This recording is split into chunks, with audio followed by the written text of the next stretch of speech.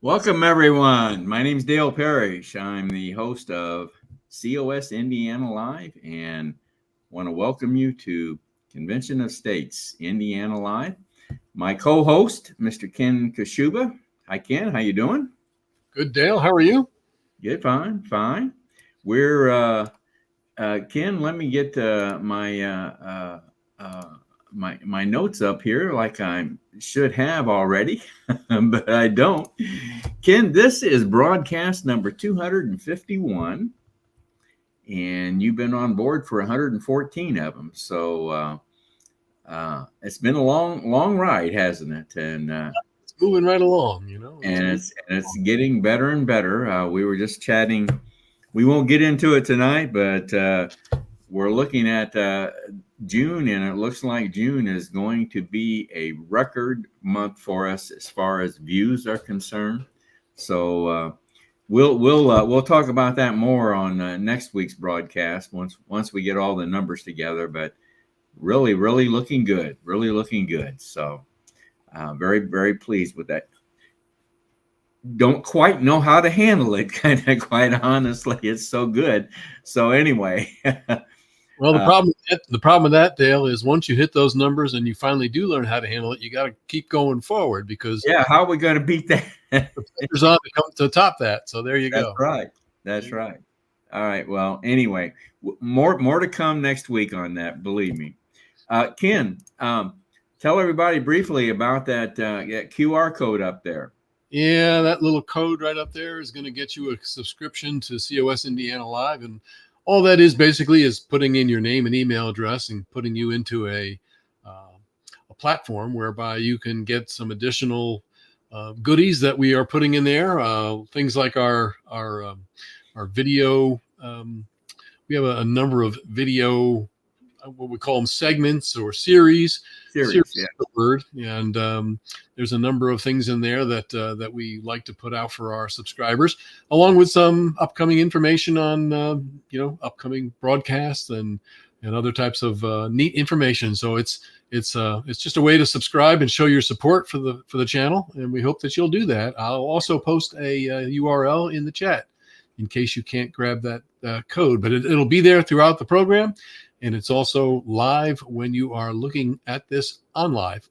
So when you're looking at it on a recording, you can still grab that QR code. So do that. All right. Great. Okay.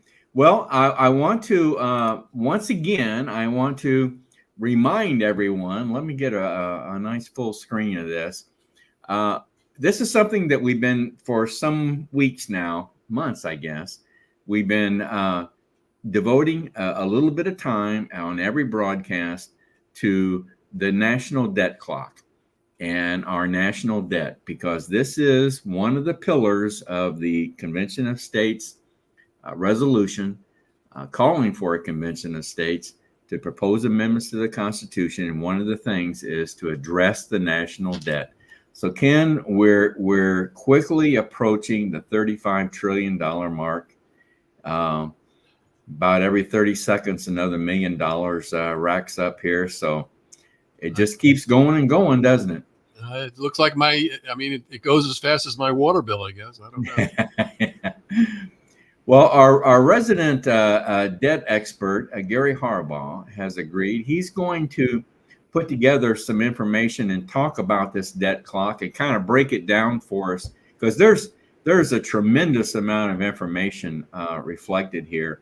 We're just focusing on this national debt number up here in the left-hand corner. So Gary will be coming on and giving us more information on this. So I'm sure that'll be very interesting to everyone. So I want to Ken, I want to start our program out tonight with a video that Convention of States has put out, and I think you'll enjoy this. Whoops, almost lost everybody there. This is a short video to kind of give you an idea. It's a mid-year update, I think is what it's actually called, to give you an idea, the viewers, where we are in Convention of States with regard to our process of calling for a Convention of States. So I want to show everybody this video, and Ken and I will be right back very shortly here. Let me get this. While the focus of the national media and political junkies is understandably trained upon the 2024 presidential and congressional elections, Convention of States action volunteers know that the action is just as vibrant and significant in the state houses, and those activists have accomplished a great deal in this vital election year. In 2024, COS teams have thus far organized or scheduled surge days in 33 states. Surge days enable the grassroots to mobilize at their respective state capitals to engage with lawmakers. As a result, over 370 state legislators across the country have co-sponsored the COS Action Resolution, calling for an Article 5 convention to propose fiscal restraints on the federal government, term limits on Congress and federal officials, and limits on the scope and power of the federal government. In addition to the 19 states that have already adopted that resolution, with 34 being necessary, a total of 21 additional states have filed our Article 5 resolution during the current legislative session and assigned it to various committees for consideration. In committee, COS resolutions have been favorably reported in several states. The resolution was approved by the Hawaii Senate Committee on Public Safety and Intergovernmental and Military Affairs with the unanimous support of the Democrats on the panel. Meanwhile, in the Bay State, the COS resolution passed the Joint Committee on Veterans and Federal Affairs, which included 13 Democratic committee members and 3 Republican members. The Pennsylvania Senate State Government Committee approved the COS resolution in late April. That committee is chaired by COS supporter Senator Chris Dush. In Iowa, the COS resolution passed the House Subcommittee and the House State Government Committee. The resolution was also approved by the Idaho Senate Judiciary and Rules Committee, marking our first time passing a committee in Idaho. North Carolina is on the verge of becoming the 20th state to join the Convention of States movement.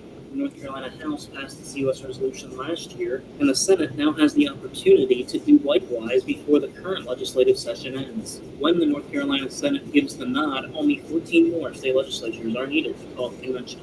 And we'll be ready, because COS activists have also been working to pass 34 Ready legislation, which is model legislation that frames the processes for selecting commissioners who will represent their states at an Article 5 convention. It also lays out penalties for commissioners who might deviate from their instructions. So far this year, 34 Ready legislation has passed the Missouri Senate Committee on Rules, Joint Rules, Resolutions, and Ethics, as well as the Kansas House Committee on Federal and State Affairs.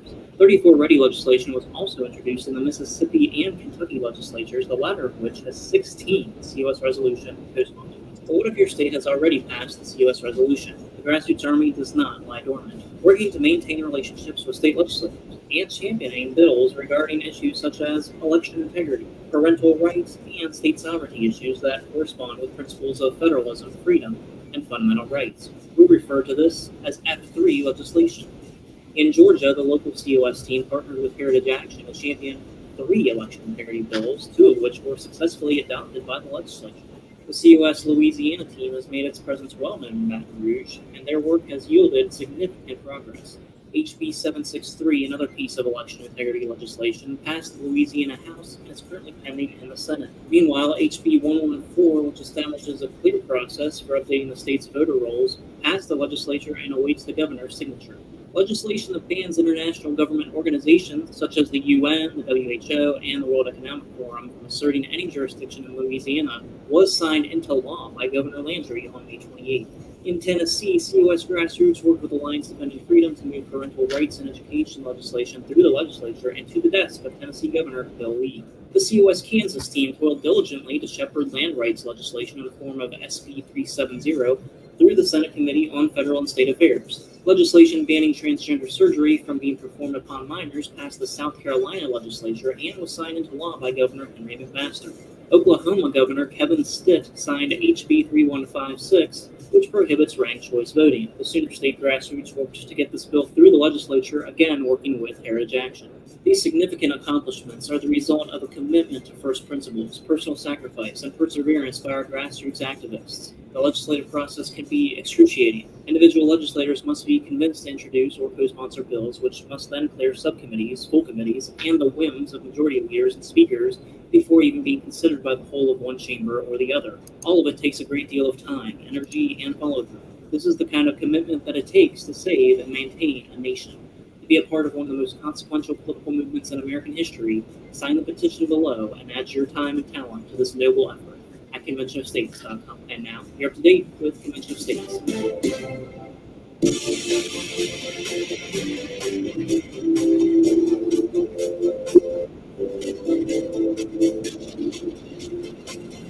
do we want?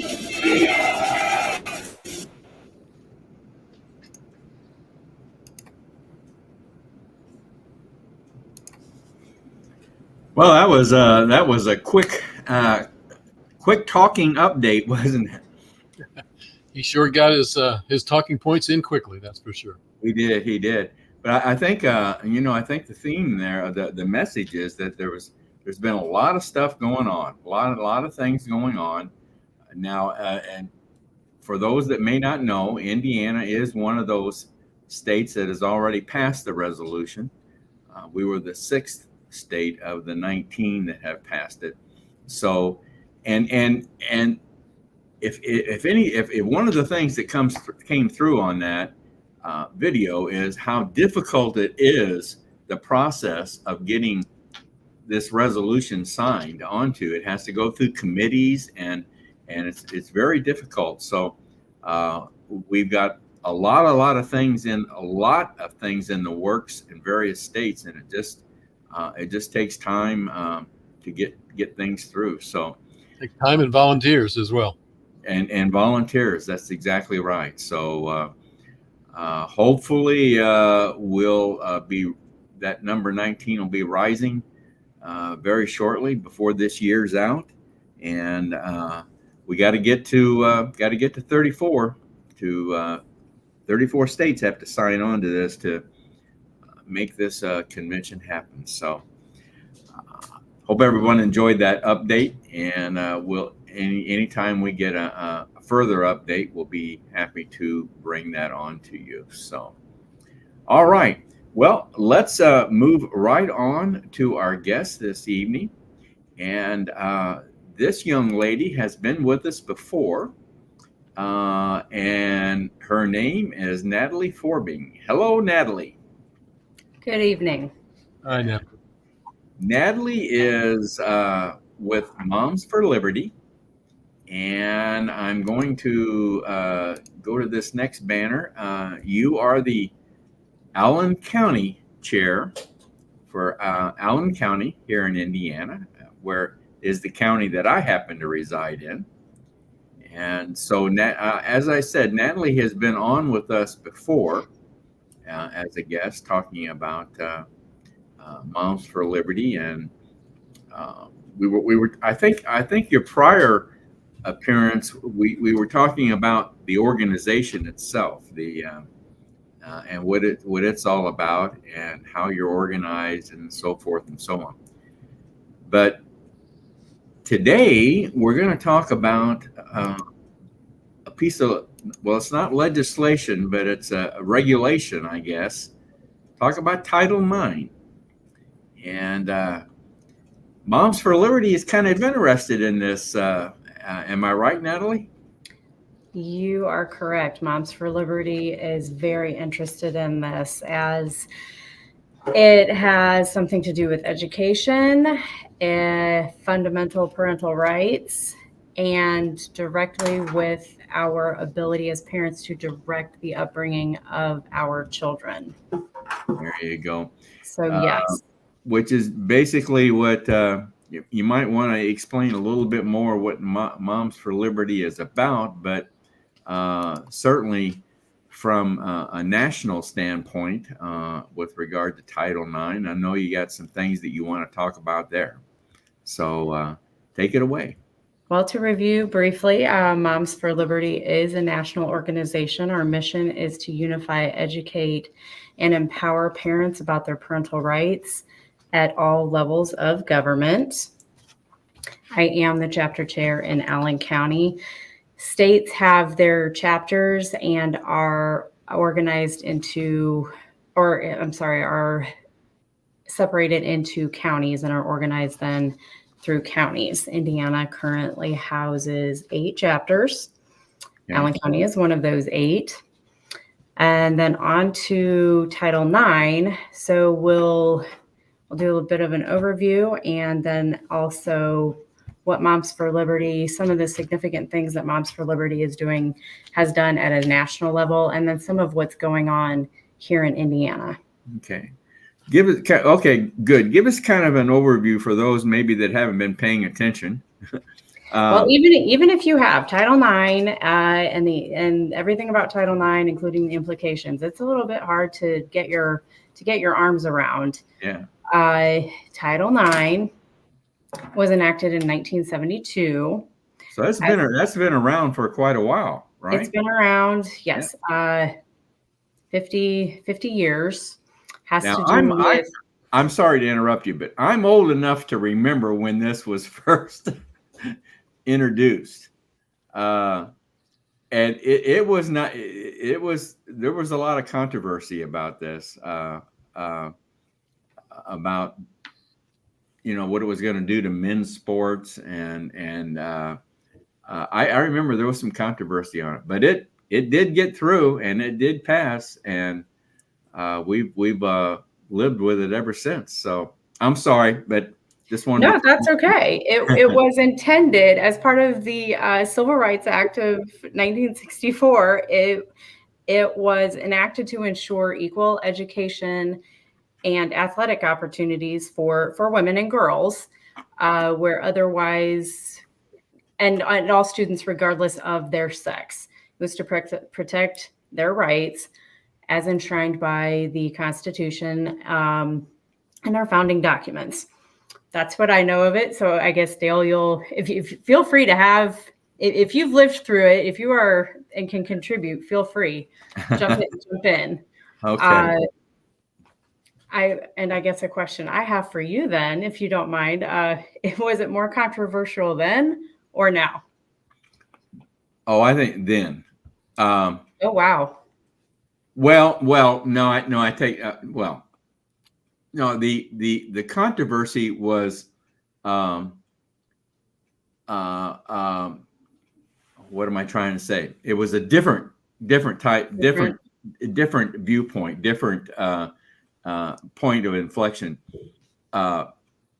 Originally, the controversy was over, the damage that it was going to do to men's sports and the opportunities for men, and how it was going to take away opportunities for male athletes. Today, I think over the years we've grown to see the importance of this, and we've grown to appreciate this, and I think to at least I certainly have to honor what has happened in women's sports, and how important this has been for young women in our country. And so what I see happening now is altogether different. This is I see it as a threat to the success and existence of women's sports.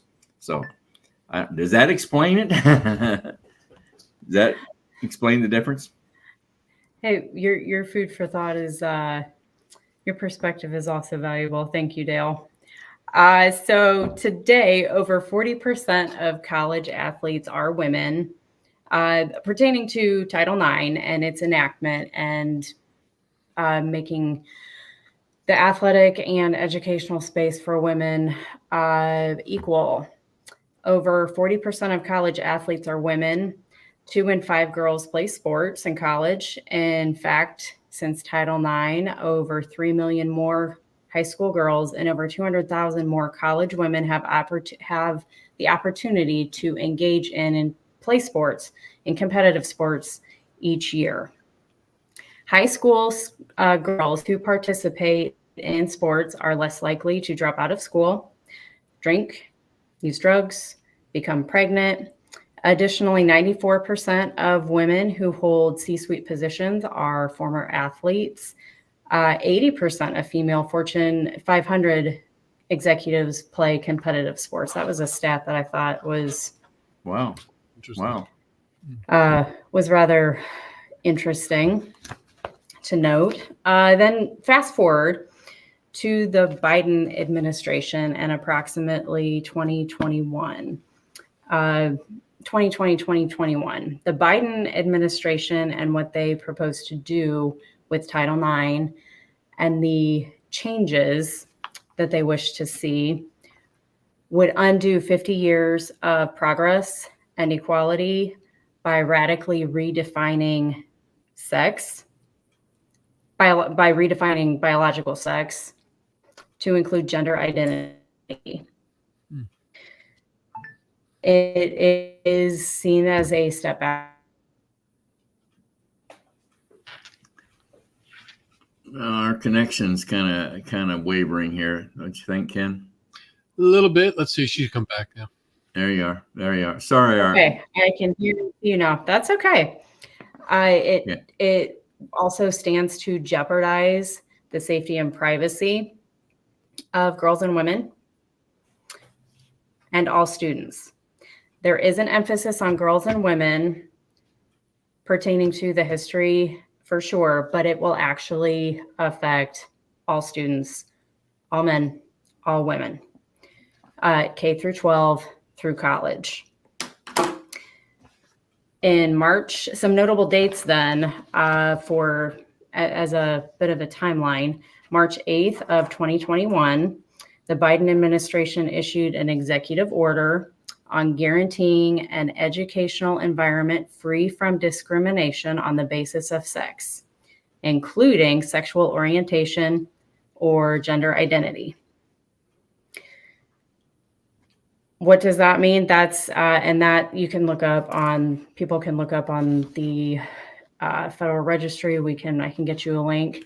What does that look in real time?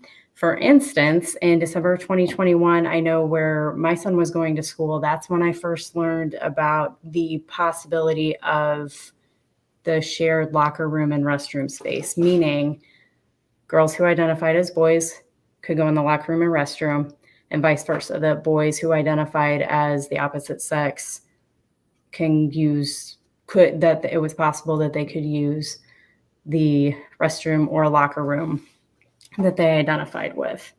So gender identity is the key set of words here, isn't it? Yes, because that is that redefinition. That's that radical redefinition of sex. Right. Then June 23rd of 2022, the new regulations for Title IX are proposed. The Department of Education received an overwhelming response of public comment from people across the nation, many who expressed concerns about their children's safety in school, what the amendments would mean for women's sports. And by law, the comments are supposed to be taken in and responded to before there is a ruling. Yet thousands of comments were reported to have disappeared due to a clerical error. I know I submitted a comment. You can imagine many of Moms for Liberty members submitted comments to this. I don't know whatever came of it. If anything, the only thing I ever was able to learn was that they were gone due to a clerical error. Yeah, that right. I hadn't heard about that.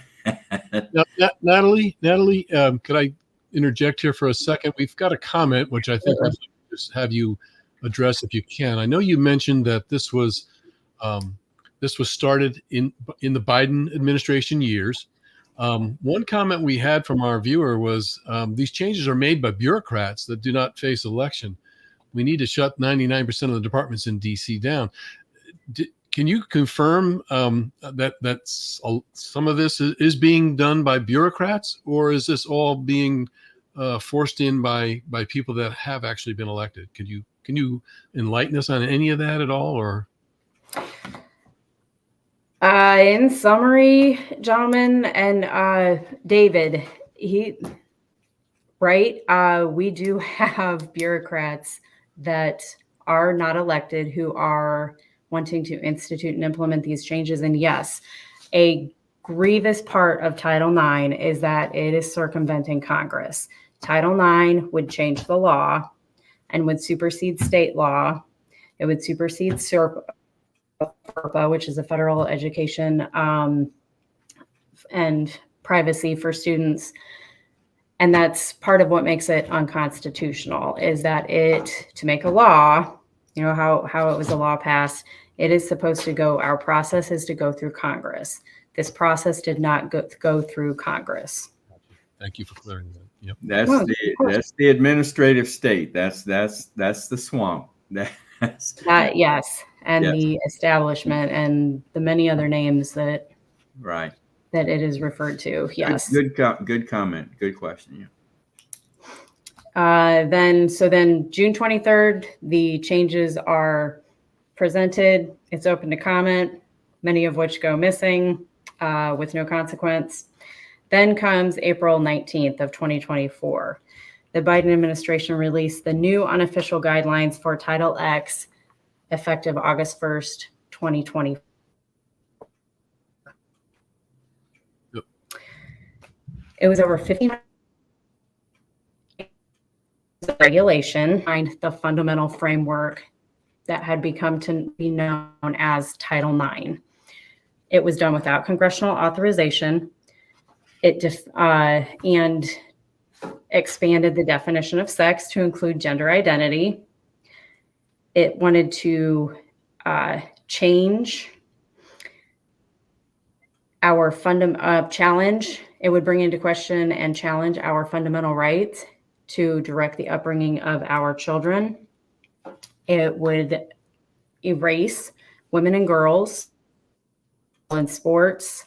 It would eliminate due process, compel speech, which again is unconstitutional. It goes against the First Amendment. And as I said, strip parents of, but it is worth saying again, it will strip parents of the fundamental right to direct the upbringing of their children. Title IX would now require, I'm sorry? I'm sorry. No, go ahead. Go ahead.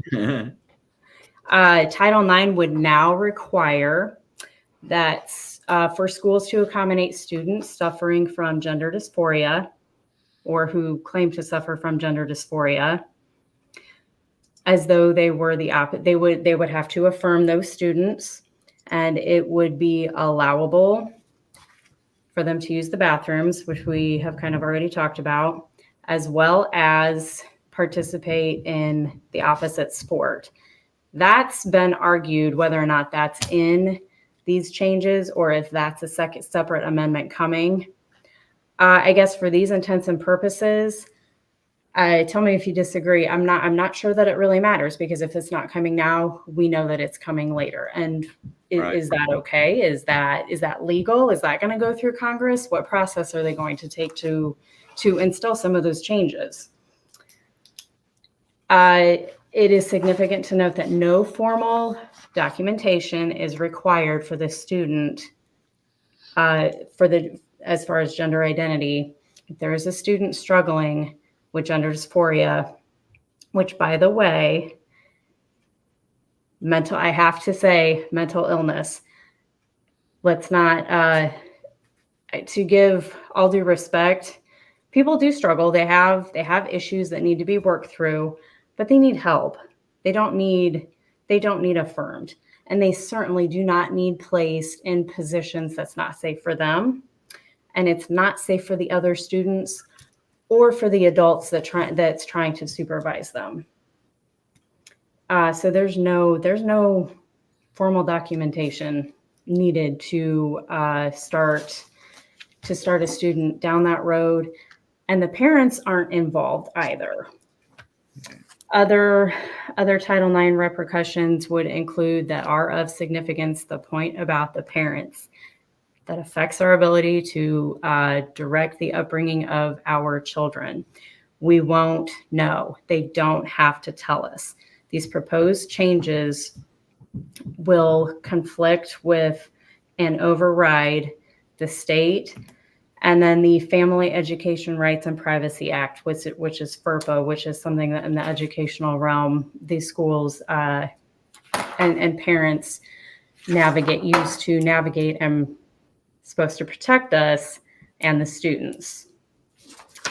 All right. What could possibly go wrong here? I'll tell you. So It's a lot. It's a lot to digest, and that's just it is. that's the surface. Well, tell us what Moms for Liberty. How on a national level, how is Moms for Liberty responding to this? So at a national level, okay, how are we doing on time? We got about 10 minutes to go, so we're fine. Okay. Moms for Liberty at a national level got to work right away. They wrote a letter to certain state governors and attorneys general to appeal that. I can summarize their letter that says, replacing key Title IX protections with radical gender theory puts government bureaucrats in the driver's seats and kicks parents out of the rhetorical car completely. Please do not let that stand. The time to fight for truth in our children is now. And the letter appeals to push back against Title IX and stand up for families and students. Moms for Liberty also is, they are one of 10 lawsuits across the nation. That brings us to, I believe, state level, if I am correct. So at the state level, specifically Indiana, our Attorney General filed suit with several other states not less than 2 weeks after April 19th, so around May 1st. And currently, approximately mid-June, June 14th, suit, it is in the Sixth Circuit Court of Appeals, and I believe Tennessee is taking that case further, but there is injunctive relief to the plaintiffs, which means that there is a stay on the parties involved not to do anything, not to proceed with any implementations of Title IX. I'm not a lawyer, I am paraphrasing, so forgive me if I mixed up any words, but you're doing fine. Essentially, as far as Indiana is concerned, legally, there should be no districts should be foolish enough to move ahead with any implementations for Title IX to meet an August 1st deadline. So in Indiana, and then Indiana's trying to has moved to stop this from going forward, right? Yes, Indiana. We joined with several other, I think, 6 other states. To push back against this. Yes. And, additionally. Okay. Sorry. Go ahead. No, you go ahead. You go ahead. Additionally, and Moms for Liberty, we did reach out to the Attorney General's office. We reached out to also Senator Braun's office to ask for him to invoke what's called the CRA, a Congressional Review Act, which happened on, Congressional Review Act. Part of the process, part of the tools that patriots and, the U.S. citizenry has in their toolbox is to ask for a Congressional Review Act from Congress, which is they can overturn federal agencies' actions. And evidently there was a CRA on approximately June 12th. About 33 Republican members of Congress are looking into what's going on with Title IX. Excuse me. And I honestly, I thought I'd missed something. I didn't even know about that until this morning. Oh, really? Okay. It's been several weeks ago, but kind of like we were talking beforehand, there have been several things recently that pleasantly surprising, very encouraging. So thank you to all of the Republican Congress members who are involved in that and in looking into that.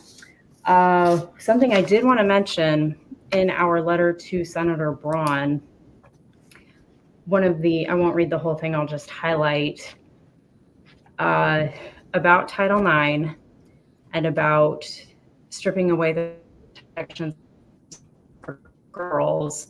Don't forget Senator Braun. No less important and needing highlighted, these radical and unethical changes remove due process, which will invariably position boys and men for ruin by compelling actions contrary to their beliefs and promote false accusations. And you need to go no further than in Indiana. Sometime it's been within, oh goodness, recent year. But at any rate, what does that look like? Due process, what am I talking about? Due process, and how's it going to affect boys, and isn't it just girls?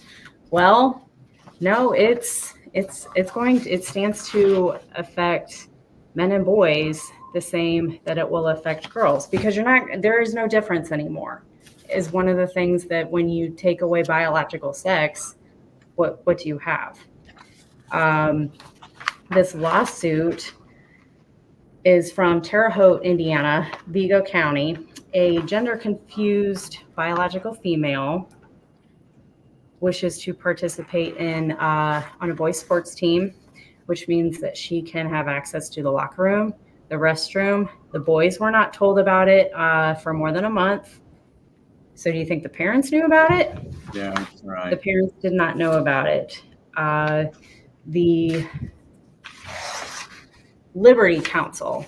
Sorry, I had to remember the name.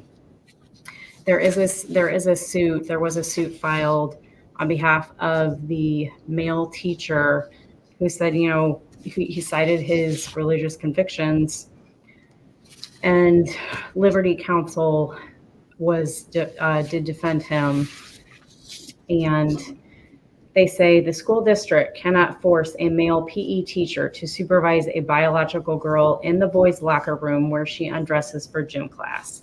Neither may a school force a teacher to lie to the boys and hide the situation from the parents. And certainly a public school cannot ignore religious accommodations which are protected by law. There are a few other details relevant definitely to that case that if you would like, I can send you the link that you can include in your show notes. But again, that's an example about how it stands to affect everyone. And it's kind of the reverse. It's the reverse here. It's the boys here that are affected on this one, right? And Title IX, these radical changes didn't even have to be law for this incident to occur. Remember, 21 is when the Biden administration said these rules, this is the guidance that we are offering in support of LGBTQ, and they were intending to make the changes to Title IX. That Terre Haute situation is an example of the regulatory chaos that has been created by all of this. Gosh, do I want to use the word ridiculousness? The ridiculousness, the inversion of what we know to be true. And so, but I will stop there. I could go on about that. Well, I wish we had all the time in the world for you to go on, and believe me, we'll have you back again to talk about anything else going on. But we got a couple more minutes here. Can you kind of wrap things up? I know you're big on school boards, and you're big on parents being involved and going to school board meetings. Can you want to kind of wrap things up here, if you could, please? If you're wondering what to do, no matter what else is going on, whether it's Title IX or anything else, you can always encourage your building level principal and your school board to do the right thing, even if it is not the easy thing. Encourage them to do the right thing. And that brings us to why we're going to do the right thing. What school, whether it's public, private, charter schools, regardless of the institutional building or concept that you are engaging your children in, Title IX is just part of the assault ultimately on the family. And the family is preserving and protecting our family is what matters the most. Healthy families don't just produce healthy children and individuals, but they help stimulate and produce a healthy community, which helps stimulate and produce a healthy society. And when you can do that, wash, rinse, and repeat is a little bit easier to do, right? So protecting the family is paramount. And parents, I encourage you, we were made for a time such as this to preserve and protect your family at all costs. It is vitally important for the survival of our nation. Amen. All Amen right. to that. Very, very good, Natalie. Very good. I wish we had more time. We'll bring you on again, no doubt about that. And everyone, Moms for Liberty. So you want to check out what's the website? Momsforliberty.com. Is that Momsforliberty.org. .org? Okay. All right. Natalie, thank you very much. Thank you very much for coming on tonight. You're welcome. Thank you for having me. Okay. Have a good evening. Bye-bye. Always good. Natalie's always good. I'll tell you. She's Lots of information there. Yep. And you can tell she's a passionate lady. yeah. Who's in the midst of it, really in the midst of it. Yep. Always enjoy having her on, and we'll have her on again. We'll bring her back again. So. I'm sure we will. Okay. All right. I want to move now, Ken, to another segment, another part of our Meet the Founders series. We're still on episode 2 with Thomas Jefferson. This is part 3 and just the first segment of part 3. So got more to come. But let's go ahead and play that, and then we'll be right back. All right. Because Woodson is a bit of a mystery since there are no records. I'm going to start this over here.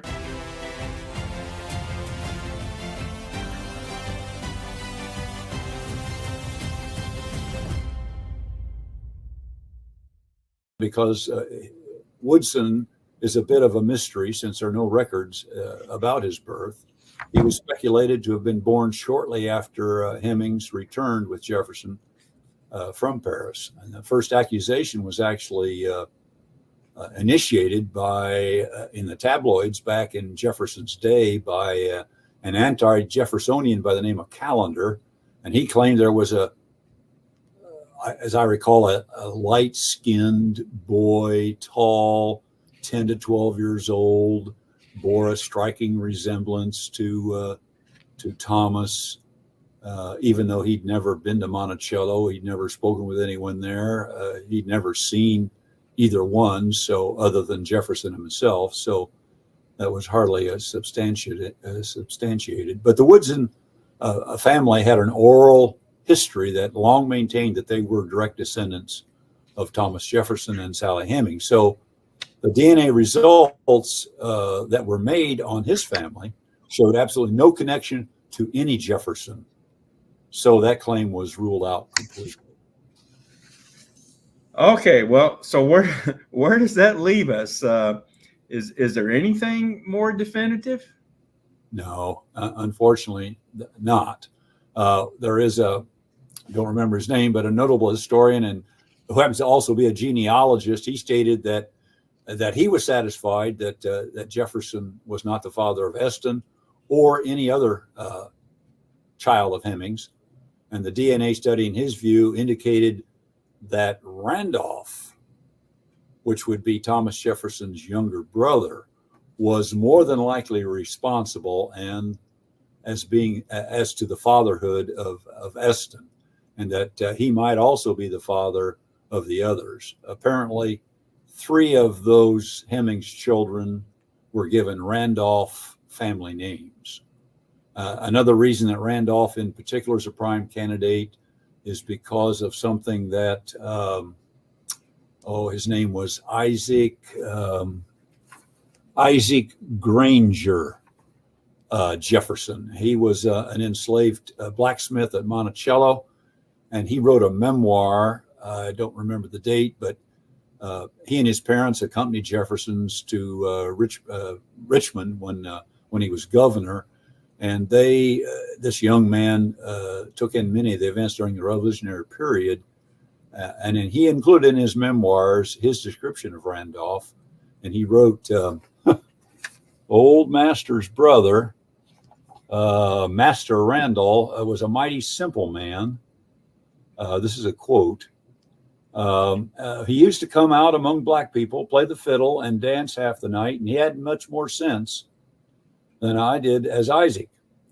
So, and in fact, a common description of Randolph I read at the time was that he was impressionable, unaccomplished, and not very intellectually curious.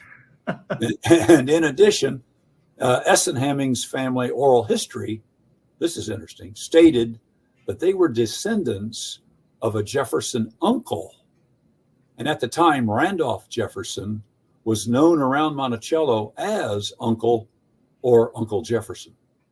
So I would sum things up as I would be confidently sure that there's no DNA evidence providing or proving that Thomas Jefferson sired any children with Sally Hemings, much less than 5 that's been charged. And looking back on the retraction and the continued allegations by many book writers today that Jefferson was guilty beyond a shadow of a doubt, I would contend that it's tantamount to being borked.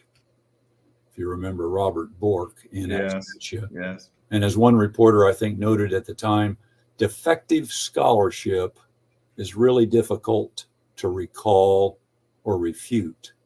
While another source I read stated that Jefferson was libeled by DNA.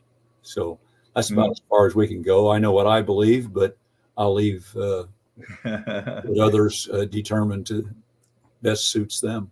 Yeah. Okay. Well, as you said in the beginning here, it's impossible to prove this allegation either way. So we got to rely on the written record.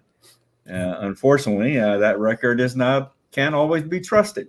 So let's proceed on to the next allegation, and that one is that Jefferson wasn't a Christian, most likely a deist. And that he even produced his own Bible to replace the traditional Bible. Is that right?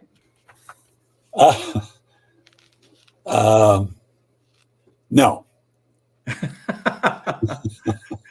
Okay. Well, the allegation is true as you read it. Let's look first at the charge that he wrote his own Bible. Editing out the passages that he didn't like, and that it was an indication that he really wasn't a Christian. We'll take that charge up first. Okay. He wrote his own Bible. Well, I'm saying that if you search for Jefferson and his Bibles, say on the internet, that's what you'll find.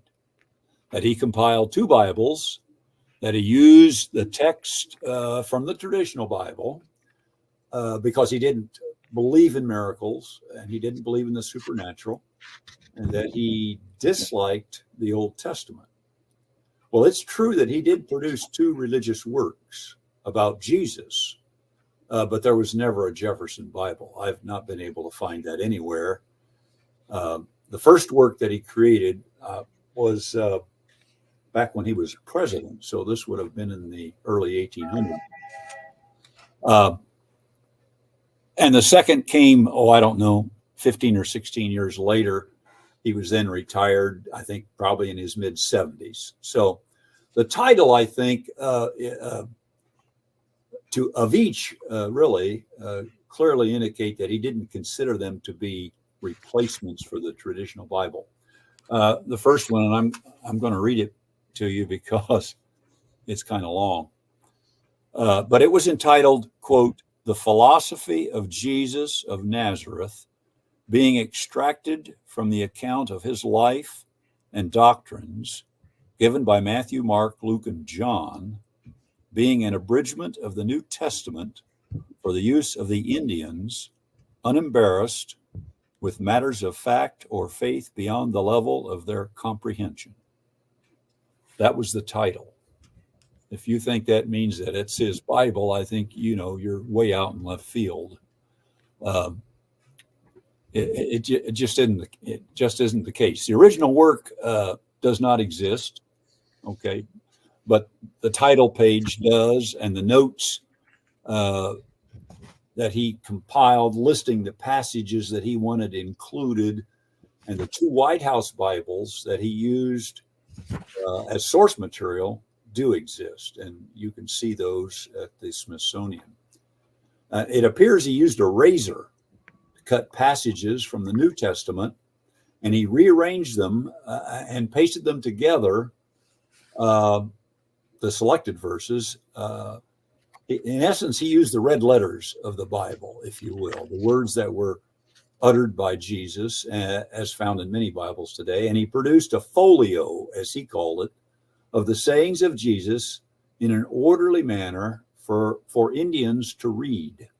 It was not the Jefferson Bible, as I said, but actually it was what he called an abridgment of the 4 Gospels for use by Indians. So, what was the purpose then of providing this abridgment to the Indians? What was the purpose behind it? Well, if you look, let me get a note here.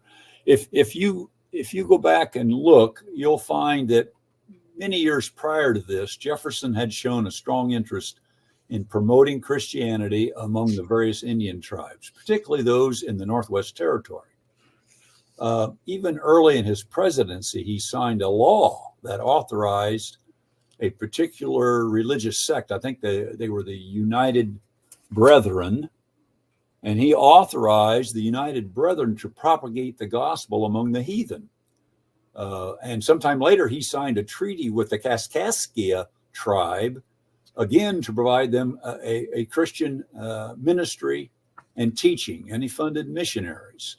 So it shouldn't come as any surprise that he would take a personal interest in helping in this effort by making a short and ordered work to be read by the Indian peoples.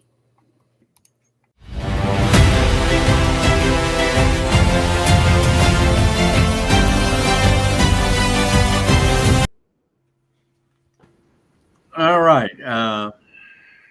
Another segment on Thomas Jefferson, and we got another one to go on to close out Thomas Jefferson. So I tell you, Larry has really done some outstanding work. He's really dug into that. Some interesting stuff that he's bringing out about Jefferson and others that he's got in the series. So yeah, it's very enlightening. It is. We kind of started off there with kind of cold, but we were talking about at the beginning there, we were talking about the allegations that he had fathered some children. Some children, yeah. So that's what we were exploring there, what Larry was talking about to begin with. But I'll put up a comment by one of our viewers. Has some additional reading on Jefferson. I have not myself yet read this, but David Todd says, have we read The Jefferson Lies by David Barton? Another book that we'll have to delve into a little bit, and maybe Larry can maybe Larry's read that, and we should ask Larry a little bit about that book and see if there's anything there that might be able to add to it. Yeah, that'd be interesting. All right. Okay, well, let's move on here and kind of start wrapping things up, Ken. Yep. Our next broadcast, let's talk about that, coming up a week from tonight, July 8th. We got another fantastic guest coming on. Her name's Monique Klein, and Monique is a real expert. She's going to be talking about CSE. Do you know what CSE stands for, Ken? I guess you can actually see it right there. What it stands for, another acronym, but another sex education topic. I don't know. Right. This is another administrative state program, originated program that's being. It's all kind of all part of the gender identity dysphoria. I mean, it's just unbelievable what's happening in our country across. And Monica is an expert in this. She has a big background, a large background. Came out of Planned Parenthood. I think you're all gonna find her very, very interesting. She's good. So she's gonna come on and tell us about CSE. So that ought to be a very interesting one. It's in my book. It's called Infiltration, Dale. Infiltrate. That's a good name for it. Our education system, and I think we're all a little surprised to find out how long it's been going on. Yeah. This is not something that happened overnight. That's No. right. Next roundtable is coming up July 22nd. Now that we're into the month of July, we haven't picked a topic as yet, but we'll be doing that very shortly here. So, July 22nd. Well, folks, if anyone has a comment or question about anything that is we've done this evening that we've covered, and you didn't get a chance to ask the question or make the comment, feel free to send us an email at raiseyourvoicecos@gmail.com. That's raiseyourvoicecos@gmail.com. So we'll be looking forward to any of your emails that come in. We're going to close out this evening. We've started doing this for some weeks now, and we're going to be presenting another episode of the COS Basics series that John Ackerman is doing for us. And I think you're going to find these very interesting and educational. We don't want to get away from the basics of COS, so we want to continue to stay in tune with the basics of COS. So John's going to explain to you this evening what Article 5 is all about. And this is episode number 8 and Article 5. So I think you'll find it very interesting. Once John is finished with his presentation, then we'll automatically sign off. So everyone, thank you for tuning in this evening. Ken, good to see you again. Thanks for coming on. You too, Dale. And I want to say once again, everyone, thank you for the views. We're just elated with the number of views for the month of June. And like I said, we'll be talking more about this come next Monday on the 8th. So with that, I want to say good night, everyone. And here's John Ackerman with COS Basics.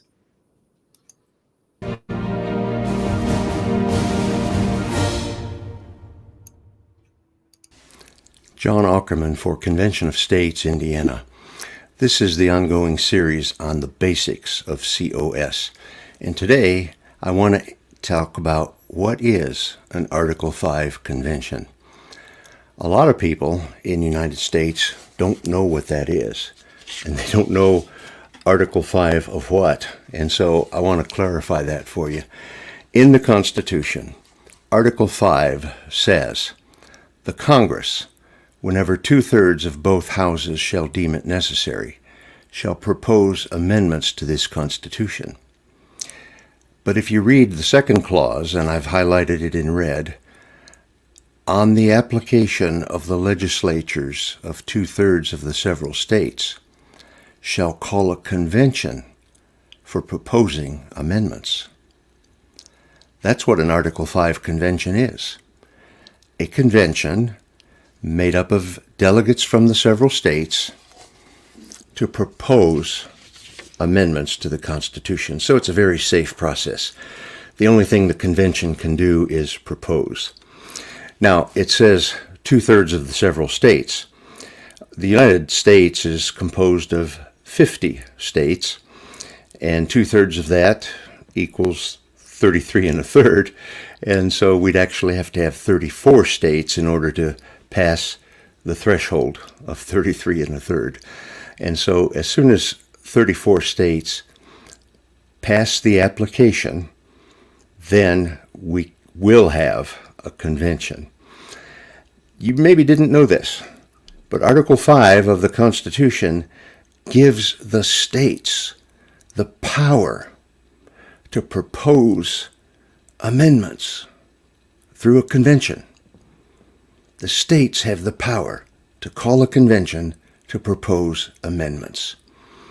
Now, if you read on through the Constitution, you'll see not only does it take 34 states to call the convention, but it would take 38 states, or as the Constitution says, 3/4 of the several states. It would take 38 states to ratify any amendments that are proposed. And so again, it's a very safe process.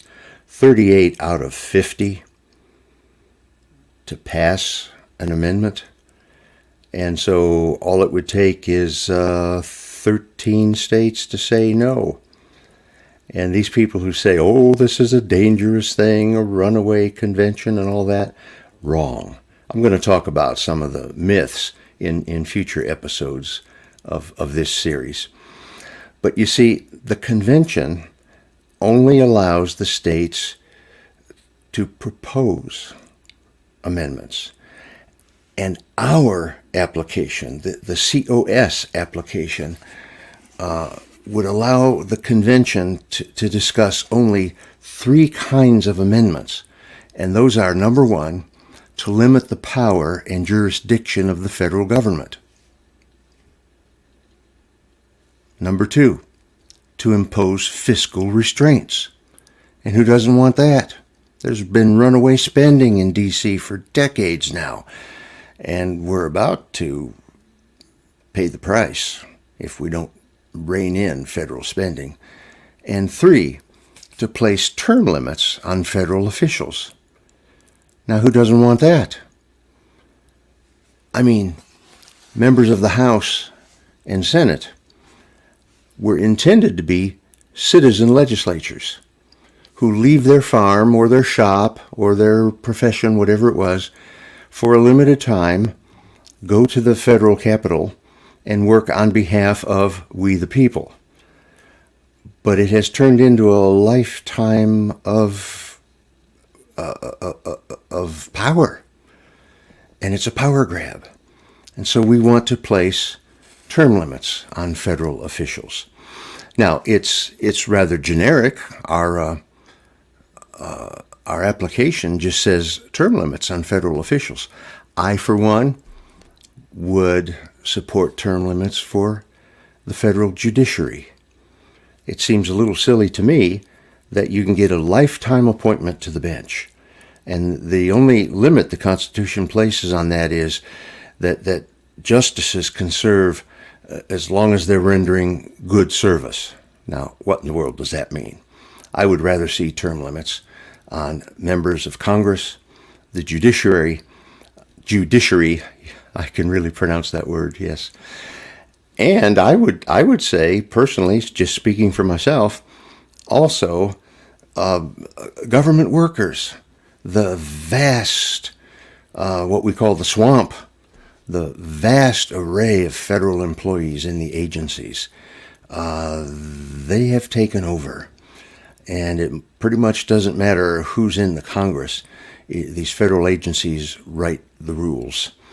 And so the Article 5 convention is just something that will be called when 34 states pass the same application.